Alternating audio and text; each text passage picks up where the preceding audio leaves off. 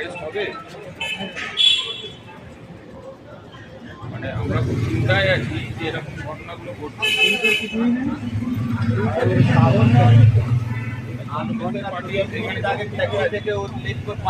দেখার জন্য কি হচ্ছে না হচ্ছে। কে পাঠিয়েছে?